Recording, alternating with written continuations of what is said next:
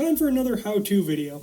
This time around, I'm going to be going into an animation technique I've been having a lot of fun with recently by using a few things built into Adobe After Effects to build a fake 3D graphics rotator. So to start, we should go into the things that are actually involved in the technique. The first of those will be the 2.5D capabilities in After Effects. 2.5D is the sort of fake 3D that After Effects is capable of and is accessible by activating the Layer Switches pane by clicking the icon of 3 white boxes down on the bottom left of your timeline. This will show a few different things you can do to change how your layers work, but for this how-to, we'll be focusing on the white cube. Click on the boxes under that cube on whatever layer or layers you want to make 3D. With this property set, you can now move and rotate your layers in Z-space on top of X and Y space. Z space is the depth of your layer. This is what will let us pull off the rotating effect by actually moving the objects closer and further from the camera. For the next part of our effects, let's talk about parenting layers. Parenting is a property in some 3D video and animation softwares that lets you control another layer or object with just one single layer or object. For an example, if you've illustrated something in AE with shape layers, one way to make all of them connected would be to pick one of those layers and parent the rest to it. Changing that control layer, or parent, will then change any children layers. From there, by default, the parent list will always be on the right side of the layer segment of your timeline. Clicking this will give you a list of every layer in your composition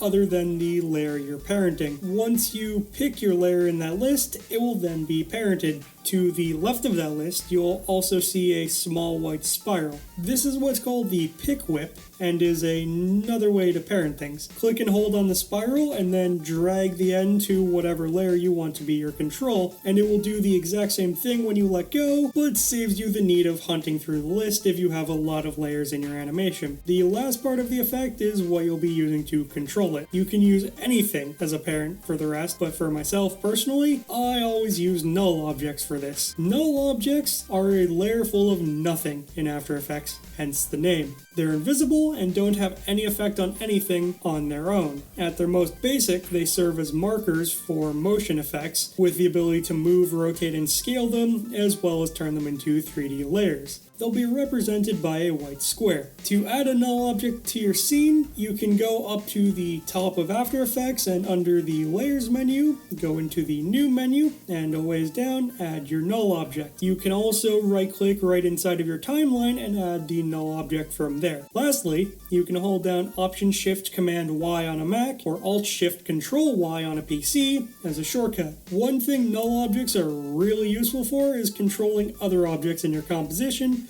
which is why I love them for this effect. For it, we'll be turning our null object into a 3D layer and parenting the other layers to that null object for our final result. So now, on to actually making the effect. So first things first, we need the things we'll be rotating. These can be photos, illustrations, videos, text, or pretty much anything that can be made into a layer in AE. For my demo, I'll just be making some very simple kinetic type. With your layers in the timeline, we add our null object.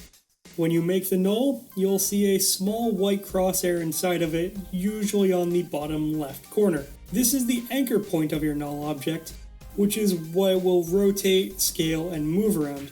Think of it like its post. To move it to the center, you can use the Pan Behind tool, either by clicking on the square with 4 arrows up near the top of AE, or by pressing Y. We then make the null, and the layers we'll be manipulating into 3D layers. And the layers you're parenting will need to be 3D for this to work. Once all that's done, we can finally get animating. First, we need some movement for the null object. For the purposes of a rotator, we'll be animating the rotate properties of the null object layer. You can access these by unrolling the layer's properties or by pressing R, which on a 3D layer will give you the ability to rotate in X, Y, and Z space. From there, press the stopwatch next to each of these rotation properties, which will then set a keyframe for them. We then parent our first layer to the null object, move forward a few frames in the timeline, and rotate. From there, we start gradually parenting more objects to the null as we keep adding more and more rotation.